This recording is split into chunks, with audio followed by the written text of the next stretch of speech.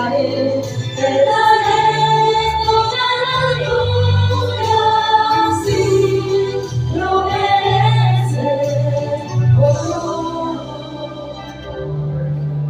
lo mereces, oh.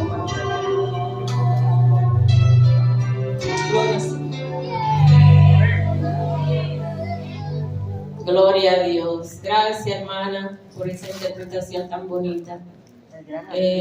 Ahora vamos con el hermano que va a tener la palabra, el hermano Lenny Ferreira, con nosotros.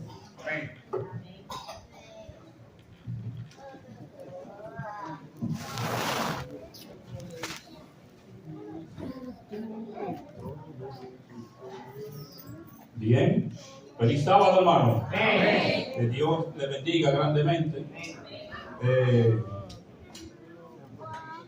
Con la presentación, hermano, está un poquito casi la 12, pero usted sabe que no es culpa del programa, ¿verdad?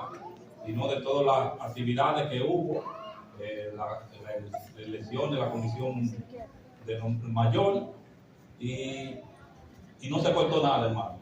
Y si no se cortó nada, mucho menos se puede cortar la palabra de Dios, ¿sí o no? Amén. Así que vamos, el pasado sábado estábamos presentando este tema en una iglesia, la iglesia de las Américas, y fue de gran bendición para la iglesia porque algunos hermanos me lo expresaron. Así que quisiéramos orar a nuestro Dios para que también sea una bendición para nosotros en esta noche. Padre, gracias te damos en esta hora porque tú eres bueno. Y te ha placido, Señor, en hacer el llamado de salvación siempre a cada uno de nosotros. Por eso nos presentamos a ti en esta hora y te pedimos de manera en especial que envíes a tus ángeles, oh Señor, a traer entendimiento y sabiduría a nuestras vidas.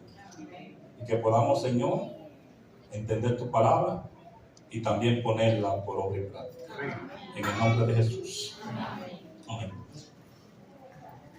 Cuando Dios creó al hombre, se comprometió que si un día el hombre caía en desgracia, también iba a hacer todo lo que estaba a su alcance, en su poder, para salvar al hombre.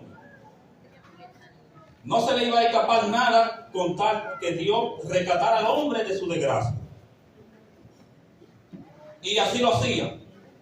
Por ejemplo, luego que Adán y Eva pecaron, dice que la tierra comenzó a llenarse del pecado. Inmediatamente un hijo de Adán mató a su hermano. Y alrededor de un siglo, de un milenio después, dice allí en Génesis capítulo 6, versículo 5, que Dios vio que la maldad de los hombres era mucha en la tierra y que todos los designios de los pensamientos de los corazones de ellos era de qué? De continuamente, solamente de continuo qué. Y Dios tuvo que hacer un llamado al hombre a que recapacitara y dejara qué? La maldad. Y con Noé hizo un llamado general a todo el mundo conocido de aquel entonces. Y Noé duró ¿cuántos años predicando? Haciendo el llamado de misericordia de que aceptaran al Señor. Sin embargo, no lo hicieron así. Luego que el diluvio vino y destruyó a todos los que hacían maldad, se presentó en la historia bíblica un hombre llamado Nimrod, que era de la descendencia de Noé. Q engendró a Nimrod, que llegó a ser el primer hombre poderoso en la tierra. Este fue un vigoroso cazador delante del Señor. Por eso se dice, así como Nimrod, vigoroso cazador delante del Señor. Y Nimrod se presenta en la Biblia como el hombre primer poderoso en la tierra.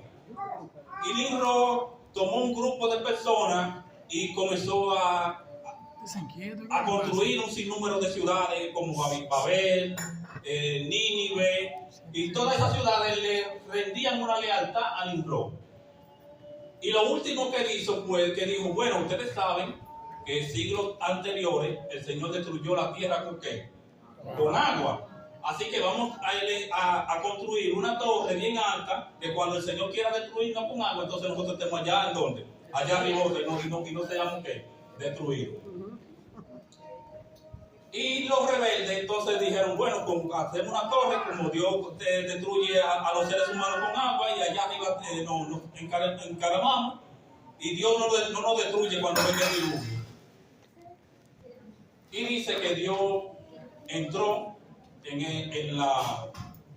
porque había solo un lenguaje, todos tenían una misma lengua, tenían una comunicación perfecta, y comenzaron a construir la torre.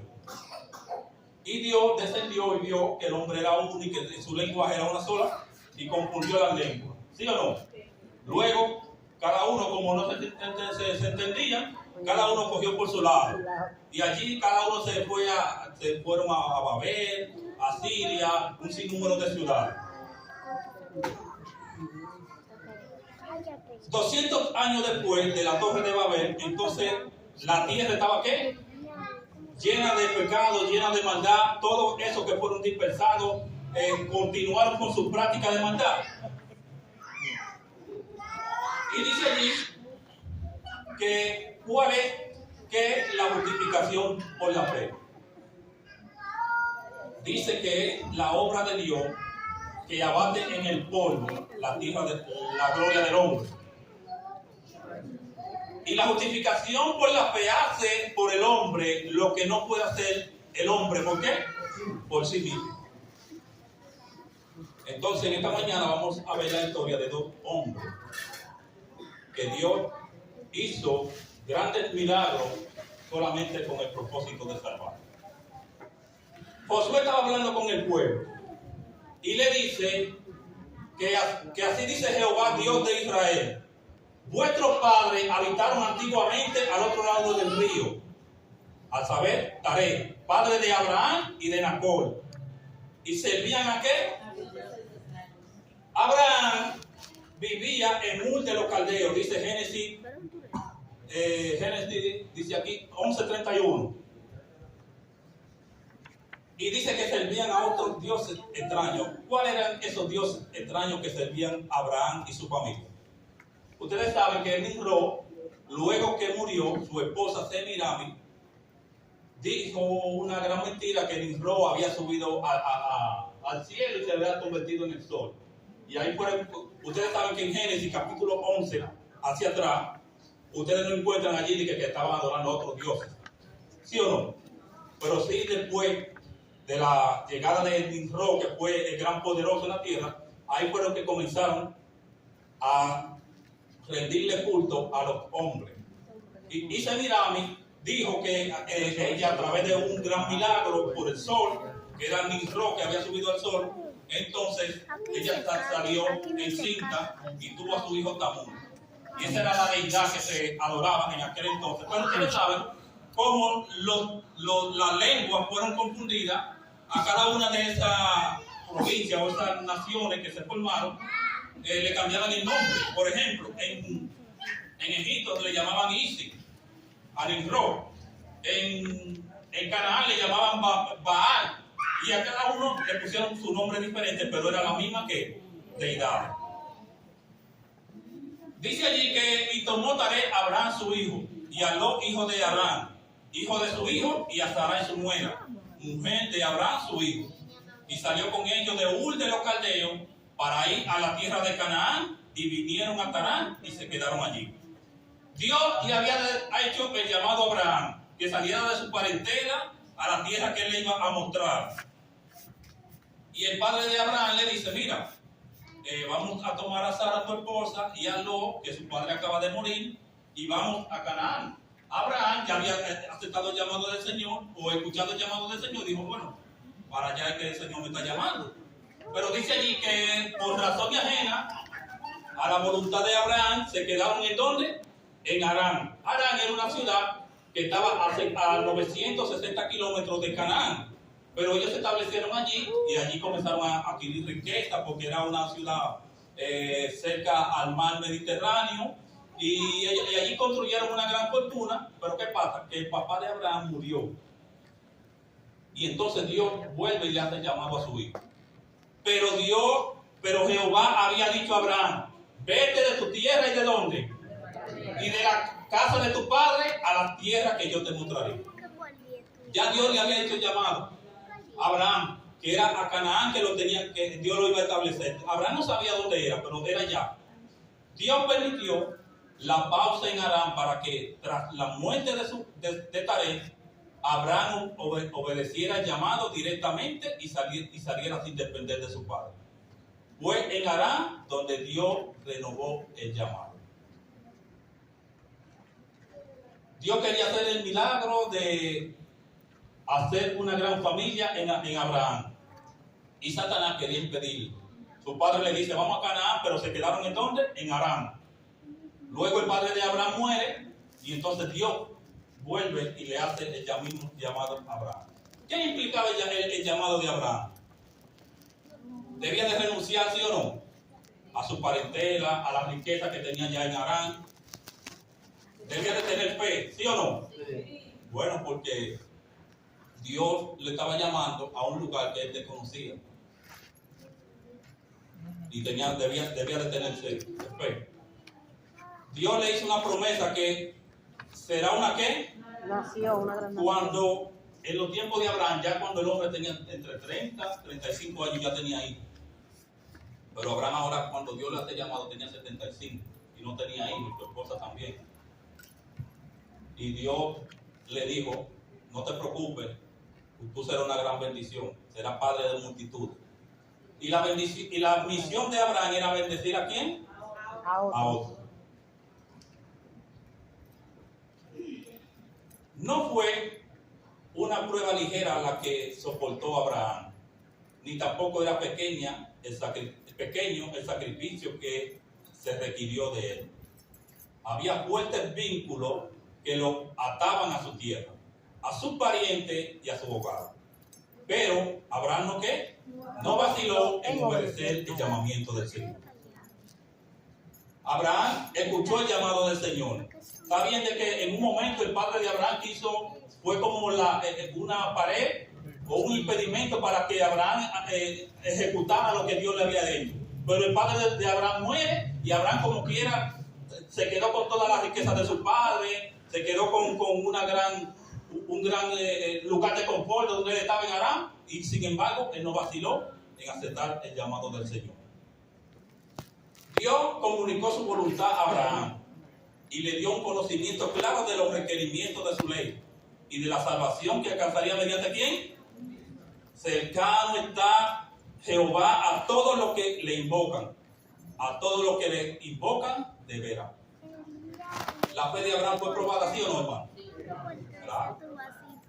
No dije que yo, está bien, yo tengo fe, Dios me llamó para que salga y yo voy a salir. No, espérate, vamos a probar a ver si es verdad que tu fe es genuina. Y todos sabemos lo que pasó cuando Abraham iba a sacrificar a su hijo. Dios le dijo, no te preocupes, no es tu hijo, es Cristo que te va a dar la salvación. Muchos continúan siendo probados como lo fue Abraham. No oyen la voz de Dios hablándole directamente desde el cielo. Pero en cambio, son llamados mediante ¿qué? La enseñanza de su palabra y los acontecimientos de su providencia. Dios hablaba con Abraham de tú a tú, cara a cara, face to face. Sin embargo, Dios no te habla así hoy en día. Pero dice que mediante su palabra y los acontecimientos de su providencia, Dios te está hablando a ti hoy. ¿Qué debemos de hablar de Nabucodonosor? Era rey de Babilonia. Tenía en su corazón conquistar toda la tierra, pero no podía solo. Y quería conquistar todo el mundo conocido de aquel entonces. Y él no podía. Ustedes recuerdan que había un rey en Israel que se llamaba Ezequías. Y Ezequías había gobernado a Israel por un periodo de tiempo. Y va el profeta Isaías y le dice, mira, prepara tu casa que pronto va a morir. Le está dando instrucciones a través del profeta Dios. Y Ezequías se llena de angustia y dolor y va donde el Señor le dice, Señor, mira, tú sabes que yo he sido un rey bueno en el pueblo. Por favor, prolóngame, que no me llegue la muerte ahora. Y el Señor le dice, bueno, también. voy a prolongar la vida. Y a través del milagro que Dios iba a hacer, sanándole la enfermedad que tenía de muerte, Dios quería manifestar su gloria a todos los conocidos. Y cuando Isaías, antes de salir del palacio, va donde él le dice, mira, no te preocupes que Dios ya te va a prolongar los días. Y Dios hizo un gran milagro en Ezequías, y a través de un milagro, Dios le mostró a este hombre que lo iba a sanar. ¿Qué pasó? Que Ezequías, rey de Israel, tenía que darle la gloria al Señor de qué? Del milagro que él había hecho. Y en una ocasión van 3 embajadores de Babilonia a ver qué fue lo que Dios había hecho, porque este hombre que Dios le había dicho que iba a morir, ahora ya le van a prolongar la vida. Y cuando van los embajadores de Babilonia, entonces este hombre, siendo rey de Israel, entonces comienza a mostrarle toda la riqueza que había en Israel.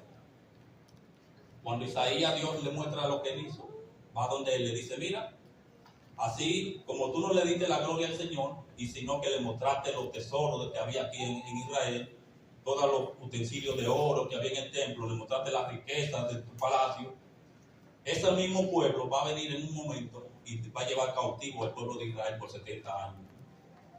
No fue el pueblo que pecó. ¿Quién fue? ¿Y por qué Dios castigó al pueblo llevándolo cautivo a Babilonia? Entonces ahí sale Nabucodonosor. Tenían su misión de conquistar el mundo. Y dice allí, y ahora yo he puesto toda esta tierra en manos de ¿quién? Rey de Babilonia, ¿mi qué? Dios consideraba a Nabucodonosor como su ¿qué? Su siervo. Y Nabucodonosor fue y conquistó a Egipto, fue y conquistó a Siria, y luego conquistó ¿a quién? A Jerusalén, y llevó cautivo a un sinnúmero de personas, entre ellos muchachos del linaje, entre los que estaba Daniel, y sus amigos. Y Nabucodonosor, gobernando todo el imperio, en una ocasión tiene un sueño. Dios le estaba mostrando a través del sueño todo lo que iba a suceder desde su presencia hasta el tiempo del fin. Pero dice la Biblia que las cosas espirituales se disciernen ¿cómo? Y Nabucodonosor no era espiritual para comprender lo que Dios le estaba mostrando. Viene Daniel y le muestra lo que iba a suceder con la estatua que él había visto. Le dice, mira, después de ti viene otro reino, y después de ese reino viene otro reino, hasta el fin del mundo cuando Cristo venga. Le está diciendo Daniel a Nabucodonosor. Pero Nabucodonosor comprendió mal la situación. Luego de un tiempo se va a su palacio y dice, mire, construyame la estatua que Daniel me describió, construyamela todo de oro. Y después que me la construyan todo de oro, entonces vamos a hacer una gran fiesta al son de la bocina, del salterio, de la tambora, que todo lo que esté en mi reino tenga que postrarse delante de mi imagen. Eso no fue lo que Dios le estaba mostrando a Nabucodonosor. ¿Y qué pasó? Que los 3 jóvenes que estaban junto con Daniel no se postraron delante de la imagen. Y Nabucodonosor envió a calentar o un horno de fuego para que esos 3 jóvenes que no se postraron fueran echados allí. ¿Y qué pasó? Los 3 jóvenes fueron ¿qué? ¿Salvados por quién? Por Dios. ¿Y qué hizo Nabucodonosor? Entonces Nabucodonosor dijo, bendito sea el Dios de quién. Dios quiere llamar a este hombre, le está haciendo llamado de misericordia a través de milagros, a través de Daniel, a través de los 3 jóvenes, y sin embargo él considera a Dios el Dios de quién. El Dios de ellos, de Sadrach, Mesach y Abednego, que envió a su ángel y lo libró, y libró a sus siervos que confiaron en él y que no cumplieron el edicto del rey y entregaron su cuerpo antes que servir y adorar a otro Dios que a su Dios. Por lo tanto, decreto que todos los pueblos, nación o lengua que dijeren blasfemia contra el Dios de Sadrach, Mesach y Abednego sean de qué.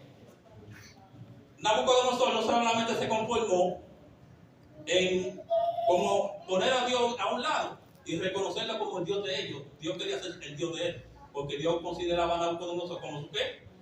Como su siervo, pero él no consideraba a Dios como su Dios.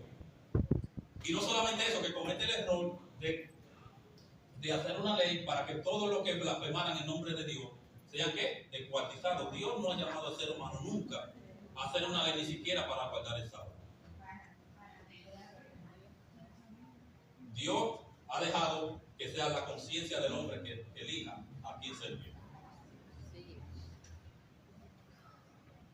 ¿Qué pasó luego? Dios sigue hablando, haciéndole el llamamiento a Nabucodonosor, porque Dios consideraba a este hombre como su siervo. Luego tiene otro sueño, un árbol frondoso que llegaba hasta la cúspide del cielo. No entiende la interpretación del árbol, porque en el sueño hay un ángel que baja y le dice: mira, corten el árbol, solamente dejen la raíz y sea echado en el polvo de la tierra, que los animales salgan de su sombra y todo eso. Y él no entendió el sueño. Y Daniel va y le dice: mira lo terrible del sueño. Y le dice que eso no te acontezca a ti, que te acontezca a tus enemigos.